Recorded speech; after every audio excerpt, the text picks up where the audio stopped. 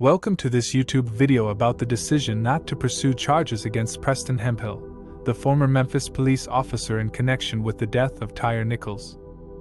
On January 27, officers pulled Tyre Nichols, a 29-year-old, over a pretextual traffic stop, leading to his death 3 days after from a brutal beating he sustained at the hands of 5 officers.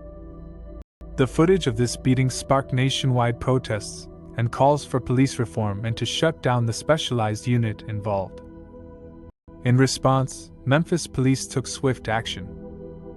Former officer Preston Hemphill was fired in February, and the so-called Scorpion unit, which targeted repeat offenders in high-crime areas, was disbanded.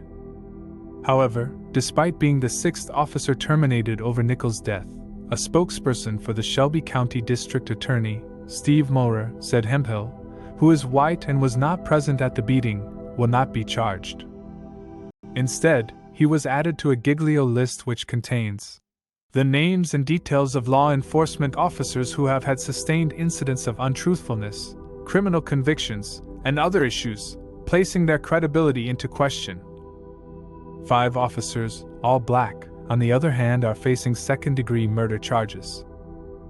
Attorneys representing Nichols' family supported this decision, citing that Hemphill promised to cooperate with the investigation and promised to provide substantial cooperation going forward.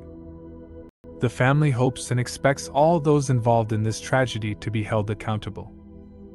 In addition, the U.S. Justice Department launched an investigation into Memphis police policies and practices in March, and in April, Memphis councils passed an ordinance prohibiting police from conducting these traffic stops for minor offenses.